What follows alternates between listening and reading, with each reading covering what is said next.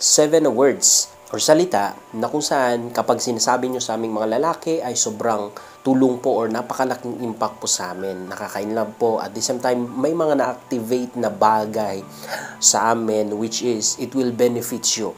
And kung gusto mo malaman, panoorin mo itong video na to. Okay, so ganito pa. Actually, maliliit lang naman ng mga bagay ang mga to, pero wag po nating maliitin yung mga maliliit na bagay. Kasi sobrang laki po ng impact para sa isang successful at masayang relationship. At na-maintain actually nito yung relationship ninyo na kumbaga hindi mabilis madry. Kaya nitong i-maintain at pang long lasting yung relationship nyo kapag alam nyo itong mga salita na i-share ko sa inyo at the same time ina-apply nyo ito, of course with love, hindi po napipilitan. So kung gusto nyo malaman, let's go!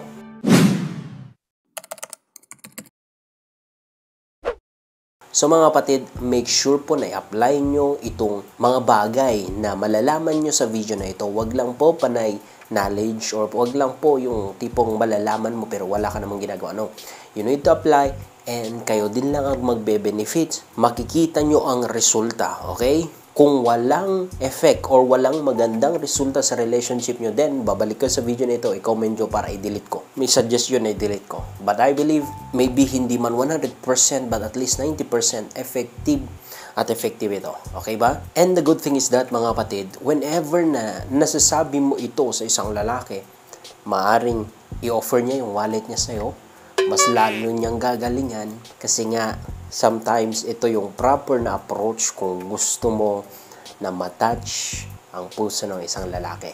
Okay ba?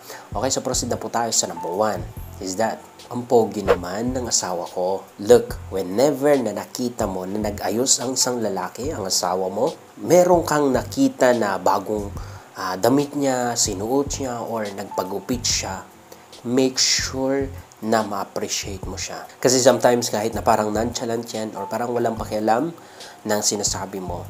But sa totoo lang, whenever na kaming mga lalaki ay nagpoporma, whenever na kaming lalaki nagpapagupit, nag-aayos din, actually, ang number 1 namin na intention is that ang ma-appreciate nyo, ang magpakitang gilas sa mahal namin sa buhay. And that is the good thing kasi kapag yun ang nabigay mo sa kanya, whenever na meron ka naman talaga nakita na pagbabago sa kanya, like nagbawas siya ng timbang, maybe nag-exercise siya, or nagpagupit nga, ganoon, may bagong damit, may bagong suot, sapatos, make sure na i-appreciate mo siya. Okay? Kasi in that way, na-validate mo siya. You know, ang relationship is that give and take. Whenever na gusto mo na na-appreciate ka, make sure na mang-appreciate ka din po. Yun po ang general law. Okay ba? And trust me, sobrang laking impact po sa aming mga lalaki. Mas lalo namin gaganahan na magayos, mas lalo namin gaganahan na magpapansin sa'yo. Ayaw mo nun? Okay, proceed na po tayo sa number 2. Is that, mas magaling ka naman. Whenever na feeling ng isang lalaki or ng asawa mo na nadadown siya, na hindi siya magaling, na hindi niya kaya, make sure na ikaw yung number 1 na mang-lift up sa kanya. Hindi ikaw yung number 1 na mang-down sa kanya. Make sure na ikaw yung number 1 na makakita ng abilidad niya, ng kakayahan niya. And make sure kapag nakita mo, huwag mong itahimik. Walang kwenta kahit alam mo yung abilidad niya, yung kakayahan niya. Kung tahimik ka lang, walang kwenta yan. Make sure na support mo siya doon and make sure na encourage mo siya ng mga salitang, mas magaling ka naman. Alam kong kaya mo yan. Alam kong kayang-kaya mo yan. Love, darling, honey. Tiis lang, pursigi lang, pero alam kong magaling ka. Kasi whenever na nasasabi nyo po ito sa amin, at especially galing sa taong mahal na mahal namin, sobrang nakaka-encourage, nakaka-lift up ng energy namin at mas lalo namin galingan. Ngayon, sino din lang ang magbe-benefits? Ikaw, ang pamilya nyo. The problem is that marami pong magkakarelasyon na imbes na yung partner, yung number 1 na support, number 1 na mang-lift up, sila pa yung number 1 na mang-down. Sila pa yung number 1 na mang-judge sa partner, mapalalaki o babae ito. And that's the problem. Kasi sa tingin mo nakaka-inlove yun, hindi po. Sa tingin mo nakakatulong yun, hindi po. It is better na you shut your mouth kapag wala ka din lang magandang sabihin o panay negative na lang ang sinasabi mo sa kanya. Better shut your mouth. Okay ba ba? Kasi Alaminin man natin o hindi, whenever that we love someone, ang actually longing natin is that yung makita din nila kung ano yung meron sa atin, ano yung tinatago natin, ano yung abilidad din natin. And alam mo yung feeling na kapag yung partner mo lang or yung taong mahal mo yung nakakikita niyan, sobra pong nakaka-encourage, nakaka-engganyo, at wala ka na pong pakialam kahit hindi maniwalang ibang tao, importante yung taong mahal mo ay naniniwala sa'yo. Sobrang nakakalifa po yun. At yun yung mga fuel minsan para mag-pursue ang isang lalaki para sa inyong dalawa at sa pamilya nyo. Okay po ba? So make sure that i-encourage mo siya. Sabihan siya na magaling siya or kayang-kaya niya or may abilidad siya. Okay po ba? So, proceed na po tayo sa number 3. Is that, ang tindi mo kagabi One of nakakasarap po sa tayong naming mga lalaki at nagiging masculine kami sa totoo lang whenever na na-appreciate nyo kami sa performance namin or sa ginawa namin sa sex, sa kama. Make sure to say that words, hindi lang sa panay-isip mo, but make sure kung totoo naman talaga, make sure na masabi mo na matindi siya kagabi or magaling siya or masyado niyang ginalingan o masyado niyang hinusayan. Kasi in that way, yun yung mga nagiging nagbibuild ng masculinity namin at nagbibigay sa amin ng positive energy sa umaga or sa araw-araw for us to pursue more, for us to love you more, and for us to, yun yung mga baon namin para hindi kami matukso sa ibang tao. Kasi, ang alam kasi natin minsan is that kapag may tukso, or ang tukso is that it's about sexual lang. No. Sometimes, madaling matukso ang isang tao kasi hindi niya naramdaman yung pagpapahalaga ng partner niya or yung appreciation ng partner niya or yung nakikita ng partner niya yung effort niya. That is why kapag merong ibang tao, ibang lalaki, ibang babae na nakakita yun sa kanya, matutukso siya doon. Lagi mong tatandaan yan. That is why dapat ikaw po yung number 1. Alangan naman na gusto mo yung kapitbahay niyo or si kumare, yung magsasabi sa kanya, ang tindi mo kagabi. Ay, ibang usapan na yun. Okay ba ba? Ibang usapan na yun. So, make sure na ma-appreciate mo siya sa mga bagay na yun.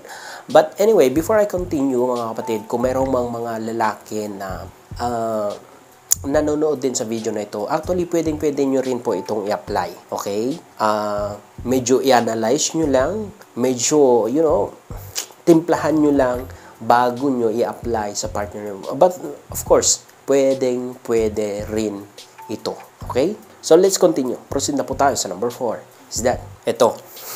Nakakatawa to, pero sa totoo lang, sobrang ang sarap sa pakiramdam kapag narinig naming mga lalaki sa mahal namin sa buhay or sa asawa namin. Yung sabihin mo sa kanya na, pagkatapos mo mag-shower, love, mamasahe na kita. Maniwala ka sa hindi. Habang nasa shower pa lang kami, nagpiprepare na kami. Anong piniprepare namin? Of course, yung kung anong gagawin din namin sa inyo, kung anong position or paano din namin kayo papaligayahin. Sa isip pa lang namin na simulate na namin yung dapat namin gawin. And minsan, ang sarap po sa feeling ng ganon. Na kahit na sobrang pagod ka or malungkot ang araw mo, kapag uuwian mo, ay ganong tipo ng asawa. Ay sino ba naman ang hindi mare-recharge ng ganyan? Napaka-importante po na alam nyo po na sabihin ito sa kanya. Masahe mo siya and then trust me, alam na ng isang lalaki kung anong susunod sa masahe na yan. Baka ikaw yung susunod yung masahe and ibang masahe yung gagawin.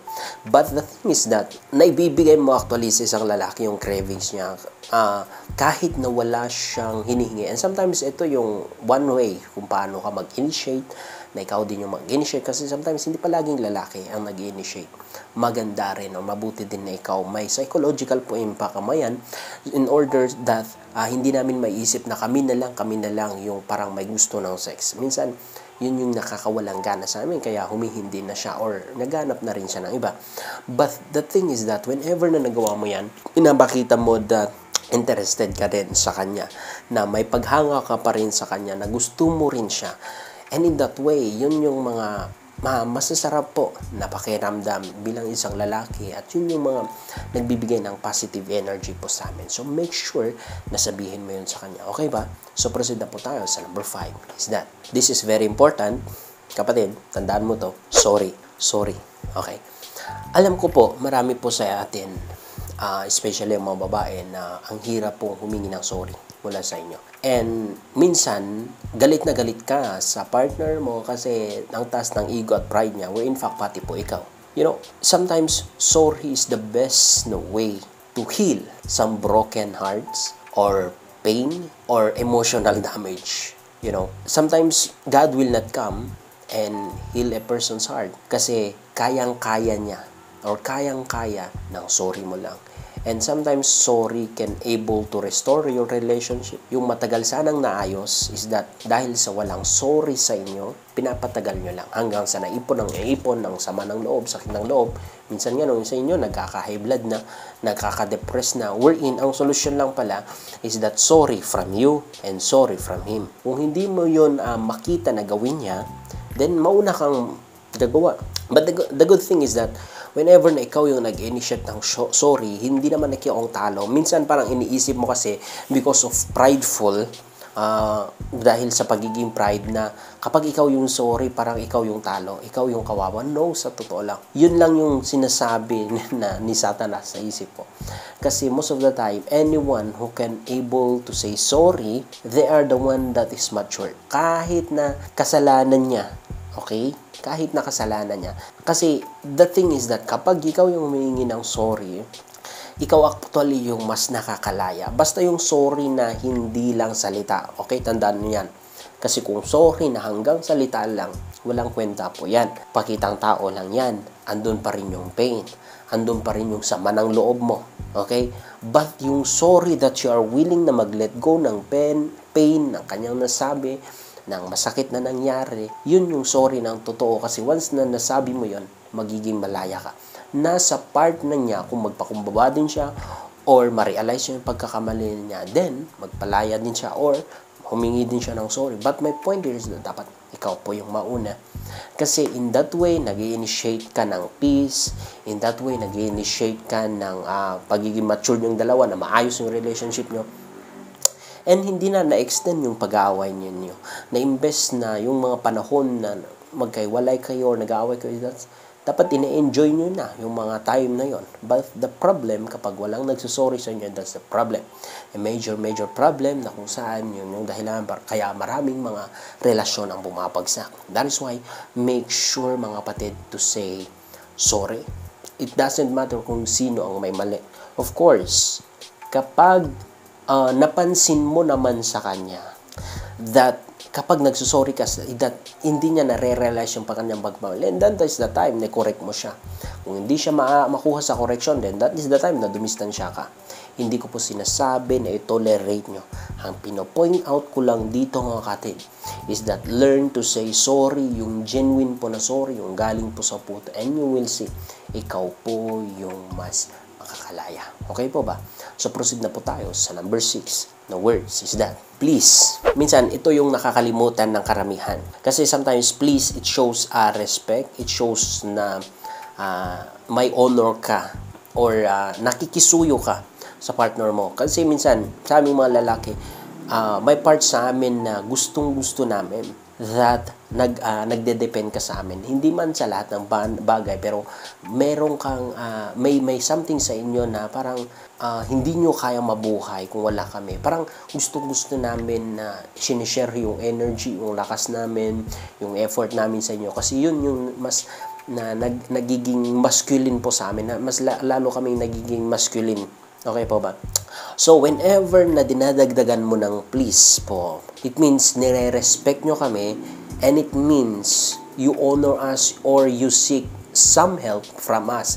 And actually, yun yung nakaka-fuel sa amin, na nakaka-love din sa amin. Sabi ko nga, nakakadagdag pogi points at masculine namin whenever that you need help and pupunta ka sa amin para may bigyan namin sa inyo. It's an honor sa totoo lang bilang isang lalaki. Okay po ba? Sometimes may mga request na sana'y pagbibigyan ka, pero dahil sa hindi mo alam i-relay or communicate, wala man lang please, hindi mo nakukuha ang gusto mo. At hindi lang sa relasyon, even sa ibang bagay, sa trabaho, sa ka-business, ganon, sa kausap, ganon. Make sure na mag-include ng please. Okay po ba? And last but not the least, number 7 is that I love you. You know, make sure na wag niyong kakalimutan ang mag-I love you. Especially sa mga matagal na sa relasyon na parang, pang bata na lang yung I love you. No. Sometimes you need to remind that you love him or you love her. Make sure na sinasabi mo ito because there is a power of the tongue. Kung ano minsan yung palagi mong sinasabi, yun ang nangyayari. Yun yung na-i-declare na nangyayari sa inyo. Like kapag palagi mong sinasabi na ikaw ay mamalasin, may masamang mangyayari sa iyo, meron at meron. Pero kapag palagi mo ring sinasabi at bukang bibig mo na magiging successful ka, na may magandang mangyari sa iyo, most of the time may magandang mangyari sa iyo. And most of the time, magiging successful ka because there is a power of the tongue. That is why don't ever forget na mag-I love you. I love you, I love you. It's actually declaration, not just a reminder, but a declaration actually that you will love each other. Imagine, you say I love you, nag-I love you siya. It's actually declaration sa inyong dalawa na palagi niyong sinasabi and it will manifest sa inyong dalawa. Okay pa ba? And the good thing is that it is good that you always remind your partner how much you love him or how much you love her. It will help us, both sa person, it will help actually yung relationship nyo. It will help actually yung mood nyo, yung energy nyo para mas mag-build up. Okay po ba? So, I hope po na meron kang naintindihan or natutunan sa 7 words na ito and make sure po na i-apply nyo. Huwag lang po napakinggan, kundi make sure na gagawin nyo. And trust me, kayo din lang ang magbe-benefits. Kung in-apply nyo ito at walang nangyari, then come back and kahit, kuya, palpak ka naman, may I suggest na delete mo yung video na yan, then it's my honor. Pero kung mas marami ang mag-agree, then it means maybe hindi lang effective sa'yo. But make sure kasi na-apply mo na may genuine kang puso at may tama kang motive at intention. And you will see, ikaw din lang magbe-benefits. So that's it for today's video. Maraming salamat po sa patuloy na pagsuporta at magmamahal. Please share and God bless.